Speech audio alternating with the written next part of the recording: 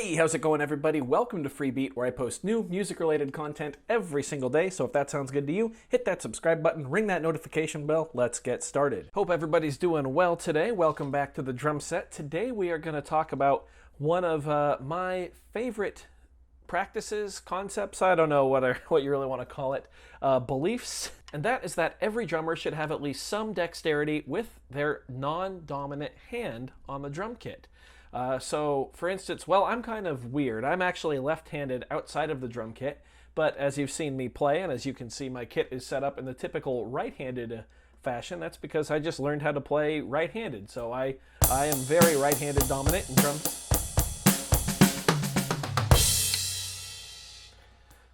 So about 10 years or so ago, I started realizing that playing with my left hand leading was a really good way to become more fluid and just overall, of course, ambidextrous at the drum set. And I was doing a lot of live playing. I also realized that learning how to play with your left hand dominant can lead to some really easy escapes for when things go south.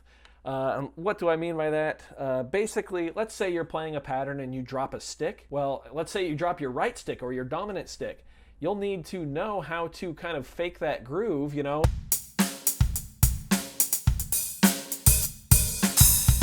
with your non-dominant hand.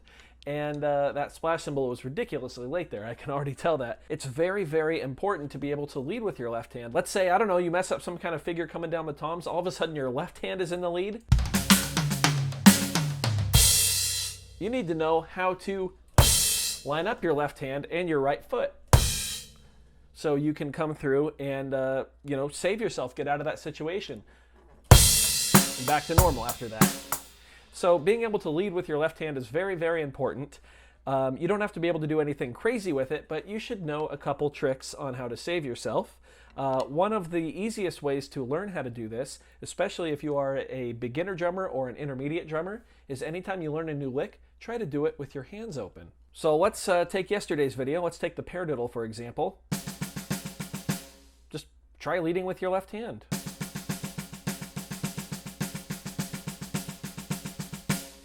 Just like that, and you should end right there on the left. It can be kind of tricky because your brain will want to switch things around in your head, since there is a figure, when you play it that way, that starts with the right hand. This one, you need to remember that you are leading left.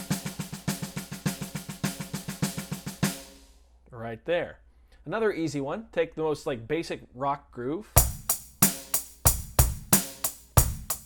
Switch your hands.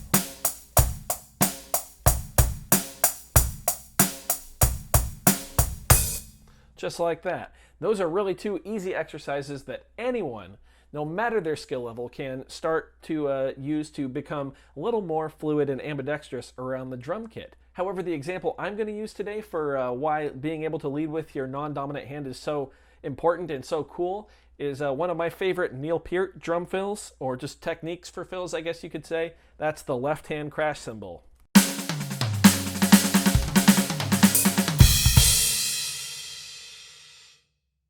Neil did this a lot in his music with Rush. He would come cascading down the toms, and just when you think it's going to keep going and end on the downbeat with a big crash, he'd get you on the E of 4 with a well-placed bass drum and left-hand crash.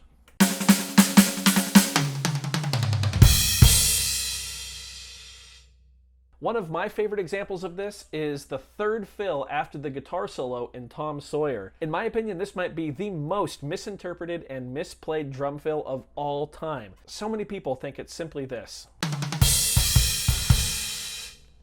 If you listen carefully, and it really helps if you watch him play it, there's actually an extra 16th note in there on the downbeat. The crash comes on the E of 1 with a left-hand crash and a kick drum.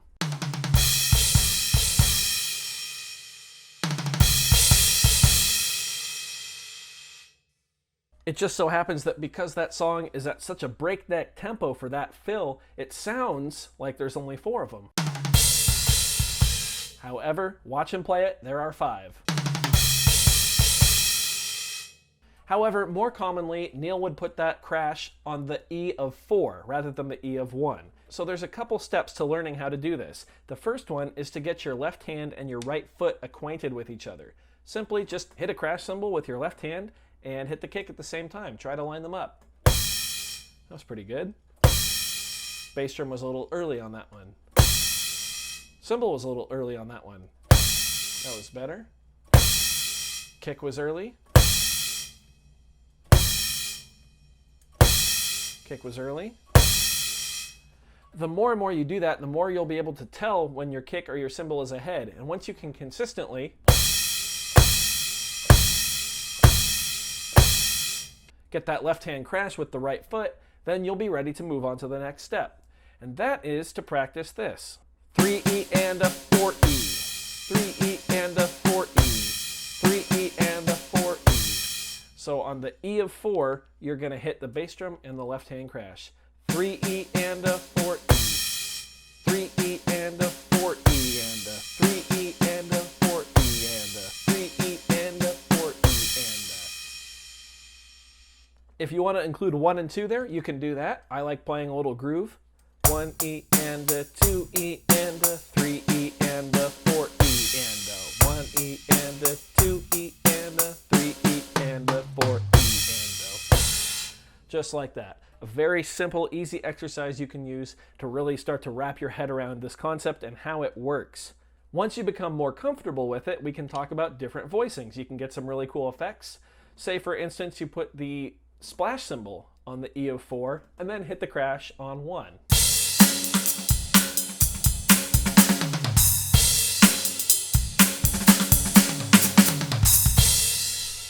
Things like that become possible. Really, really fun fills.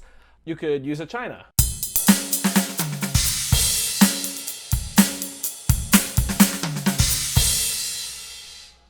You can set it up in many different ways, and it's a really great way to catch your listener off guard. When they're expecting the cymbal on the downbeat, give it to them on the E of 4 just a little bit early. You don't even have to hit the cymbal on the downbeat after.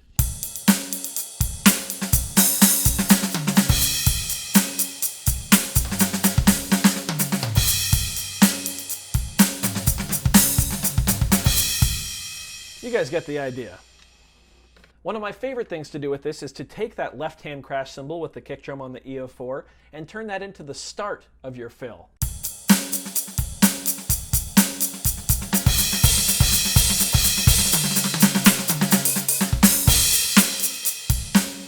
Something like that. It can make your audience really feel uncomfortable, especially if you've got like a big ringing chord over it or something like that that sounds open in the music. To start that fill just a little bit early really makes it feel like things are kind of floating around in limbo, and then you can bring it all together with the rest of the band wherever the song may come back in.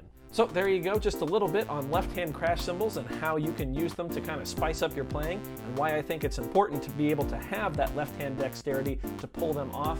Trust me, we are going to come back to this topic in the future. I've got several more videos planned, and I'm sure more will come forward the more we talk about it. So if you guys enjoyed this one, be sure to leave a like on the video. If not, you can leave a big old dislike. That's okay too. Doesn't hurt my feelings, just makes me try that much harder next time. Either way, be sure to hit that subscribe button, ring that notification bell. Thanks so much for being here. Thanks for watching. We'll see you later today for another video. Bye.